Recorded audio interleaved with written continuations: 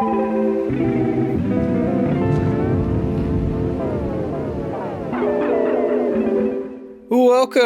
to the worst gig of my life.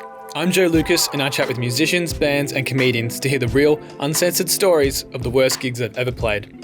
This week we have Matt Murray and the Durry Busters with their stories of tech mishaps, injuries and disappointments. I'm super pumped for this episode because their live performance includes a trombone. That's right, a T-bone, or bone for short. Before we start, I'd like to thank our caterers, Devour It Catering, who provide award-winning pies for all of our guests. Enjoy the show, and I'm sorry for the bad language. Do you want to go down the line? Or down the line? That's logical. Worst gig, possibly. Well, I think this is my worst one. Happened to snap my own guitar strings on stage during our set, and the band we were supporting for gave me their guitar very kindly. Was this nice? Analog Menace? Yes, yeah, pretty much a Nirvana cover band. And not only did I snap the strings on my guitar, but then I snapped his strings. You piece of shit. Yeah, but then they got me on later once they'd restrung it to do a solo. And because this was still when I didn't know how to play guitar, I just bent the G string crazy and snapped it again. So... God damn it. Yeah, I was a absolute... Noah. I was a wanker that night. No one liked me, but after their set, they were pretty... They still had beers with me, so clearly I didn't That's good. screw up the friendship that much. Strings are cheap, at least. Yeah. Are they? Yeah. I'm a drummer. Friendship isn't. Breaking G strings. Nice. Matt, what about you? Fuck. I've got a few. Don't be scared to lay multiple down. Alright. Well, Connor, Derm and myself play in another band called Butterfunked, and we've had some fucking shockers. Before I was in that band as well, they had some pretty fucked ones. But I'll let other people tell those because I wasn't there. But a pretty shit one was, I think we were playing at the Gasso upstairs. Nice. Yeah. I think Derm, you were there, weren't you? Yeah. And yeah, we were understaffed, I guess you could say. We were missing a few members and that. And yeah, I fucking blew my amp up mid-song, popped, made this big fucking noise and then just fully cut out. And we had my mate Andy playing guitar with us as well. And he was playing through this big fucking Randall stack, a fucking 410 massive monster. Nice. And he's like, no, you plug into that, I'll just go direct. And it sounded like shit. He fucking went direct straight into the DI, and it was just you know how fucking electric guitars sound real weird, if they're just direct in, they sound. I can imagine. Yeah, they just sound tinny and fucking real weird. But yeah, so his guitar sounded like that. My guitar sounded okay after I fucking plugged into that. As long as yours sounded okay, that's fine. Yeah, after right? you went the Yeah, but yeah, fuck. Because that was, I think, was that Vox, that AC30 I had a while ago. I was driving Connor's car from a gig, and fucking the back door was open.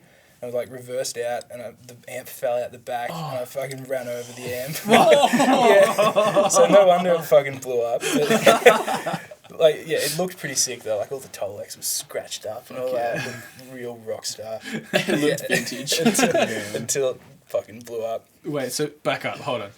You ran over it before it blew up? A few weeks before, yeah. Yeah. But it was, a few weeks before I ran it over. And then... It did well to last a few weeks, to be honest. Yeah, no, I took it home and it sounded sweet. It sounded totally fine. And then, it just fucking popped. It's a ticking time bomb after that. But yeah, fuck. That's probably the one that springs to mind for this band, at least. Because, I said, the other bands had some pretty fucking terrible ones. Is that why you keep around extra guitarists in case you have an amp blow up and then you can plug into theirs? Just like someone on the bench. Just more amps on stage to pick. Got an interchange. Yeah. Put up a band job listing. They're just called spare parts. Yeah. They don't care what they play. Just if any time my amp goes out, I'm plugging into yours. Yeah, we got a Kane Lambert on the bench. Well, my worst gig, I don't want to name names, but I played for a couple of, like, I opened for a couple of pretty successful, well-established headline acts on a regional tour.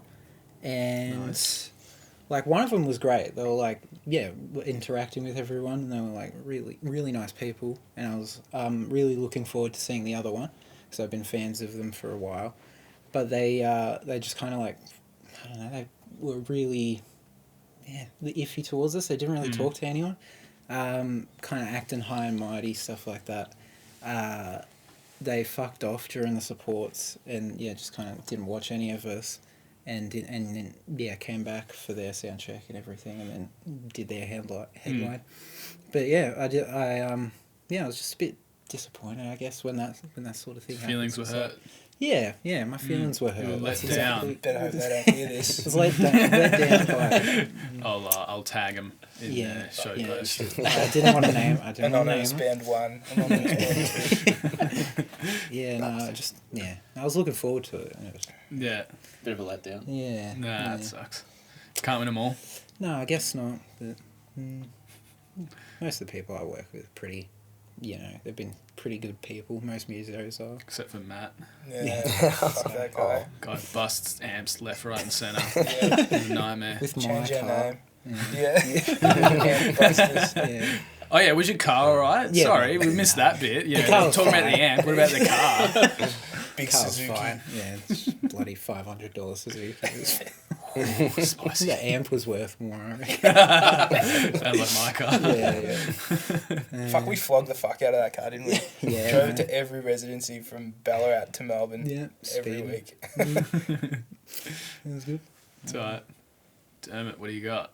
It wasn't even that bad of a gig. Like, everything was played well. But at Suki Lounge, when we supported Butterfunked... Oh, and like with like Velvet Bloom and that?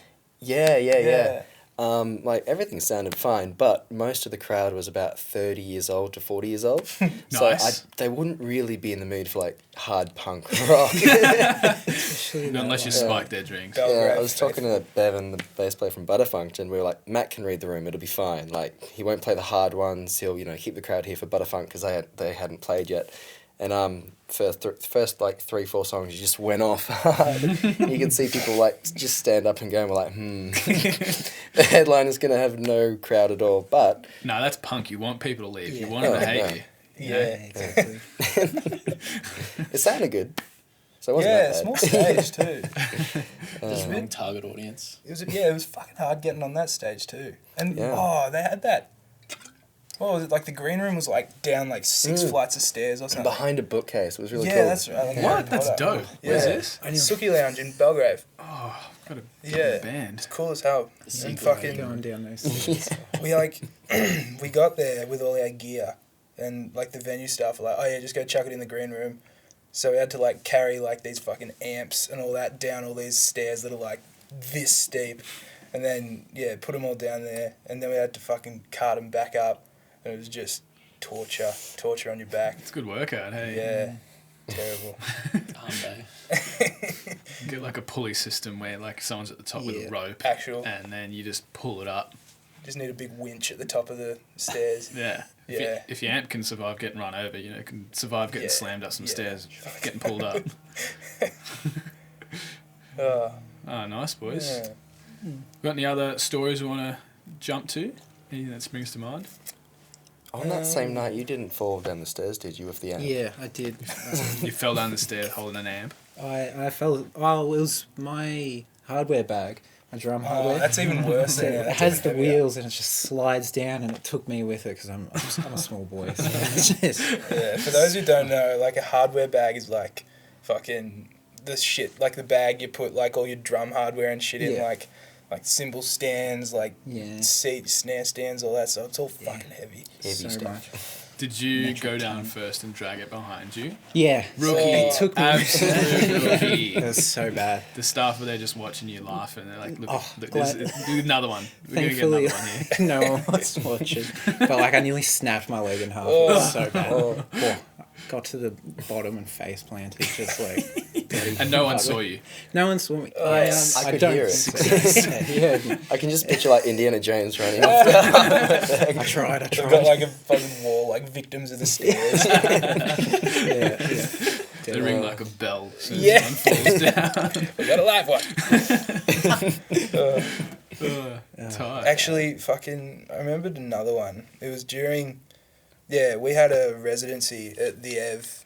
I think it was, The Evelyn in Yeah, Detroit. yeah, that's one. Yeah, but I can't remember when it was. It was a little while ago. But I think we were there every like Tuesday or Wednesday night or something. So we didn't have the biggest of turnouts. But one night we had a pretty decent one. So I was like, yeah, fuck yeah, right. I'm gonna get a bit fucking, yeah. Give them a show. Yeah. So we were playing this song. I think we covered that Idols song or something. So like, there's this big break in it. So I decided to fucking grab the mic and jump down into what crowd we had. Hell yes. And they've got like these stairs at the front of the stage that they usually take away when the bands are playing. But they didn't this time, so I was like walking down the stairs, like had my guitar and shit, and I fucking fell down the stairs. And I like had my guitar in this hand. And a bloke that I used to go to uni with was like standing there like in front of me, and I like fell and like smacked my fucking headstock and my guitar into his fucking head. Yeah, that one wasn't. Yeah, Poor bloke. yeah. But he was good. He was a good sport. He was Copped it on the chin. Yeah, he was like, oh yeah, fuck yeah, fuck yeah, Punk, yes. rock and roll, bro. Yeah, but yeah, that's. How did you forget that story? That's I don't awesome. know, like I just remembered it when Durm was talking about Suki for some reason. Yeah, I don't know. Just really repressed that one. Yeah, Didn't want to it's think like about it. way down in my fucking vault. I was gonna say, it's not really a story, but I don't know, it might apply here.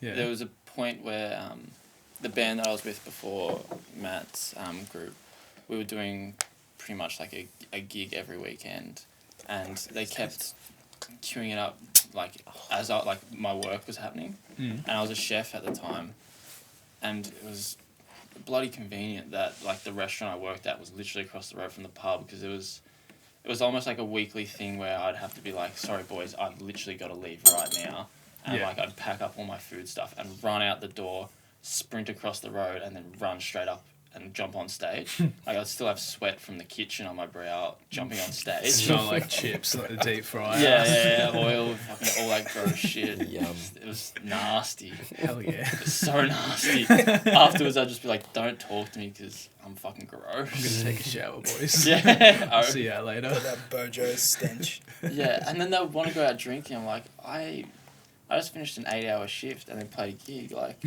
I need to rest for a second before we go get pissed. We've got mad swamp ass right now. Yeah. Been standing up for fucking 8 hours straight. Swamp.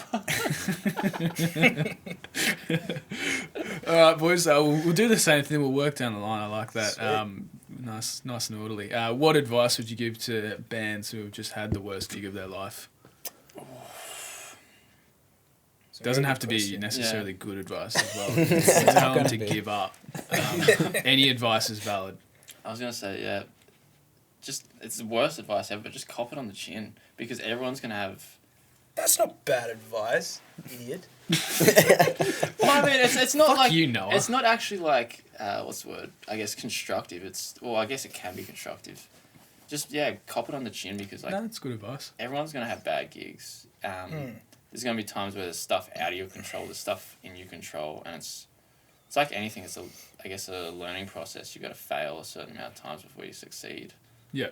Yeah, so just cop it on the chin, learn from your mistakes, and play that next gig. Don't let it sit over the top of your head. Nice. Wholesome. I Yeah. like it. What about you, Matt?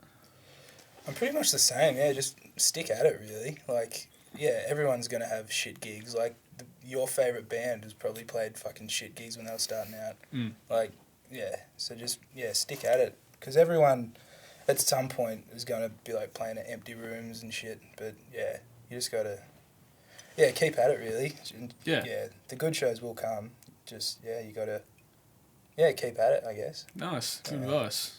What about you, Connor? I guess what I would say is don't meet your heroes. Keeping on brand for you, yeah. That's all I've got. Really. Yeah, you shouldn't idolise people. People are fallible. Yeah. Idolise the idea of them. People suck. What a bunch of bastards. Damn it. Nah, just give up.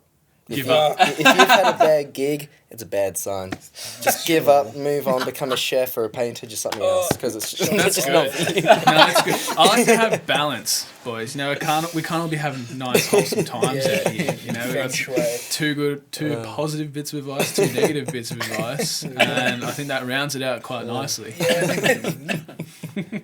Can't have fun all the The time. harmony of the band. Yin and yang section. Thanks for telling your worst gig stories. Good fun. Now you get a shot at redemption. What song are you going to play? Fuck yeah. We've got a song that we've released a little while ago that we're going to play. It's called Big Grey Villains. Oh, no. Sorry. Do you think this couch was cheap? Because it was. I was hoping. $80, Facebook Marketplace. Sorry, Matt, continue. No, it's okay. Yeah, no, we're going to play a song called Big Grey Villains. It's sort of just a, scrappy, sort of quick one. Tight. Yeah, bit of fun. All right, boys. Well, can't wait to hear it, and thanks for coming on. Fuck Thanks yeah, for having anytime. us. Beautiful. We dedicate this song to Rupert Murdoch.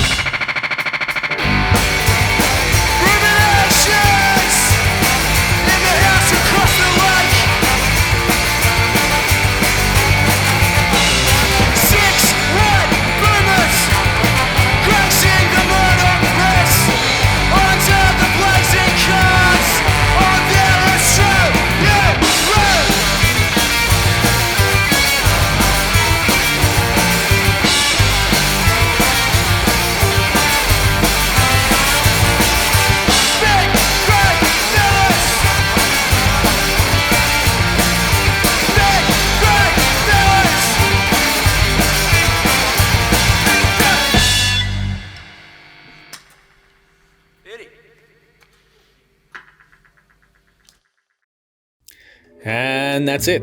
Thanks for listening. Next week we have Weybridge, and I'm excited to announce that for their live set, they'll be playing their new single, Whole. It's pretty dope. Check it out.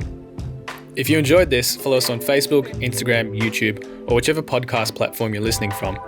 The theme song for The Worst Gig of My Life was produced by Nathan Laurent. The interview and live set was recorded and mixed by, you guessed it, Nathan Laurent. See you next week.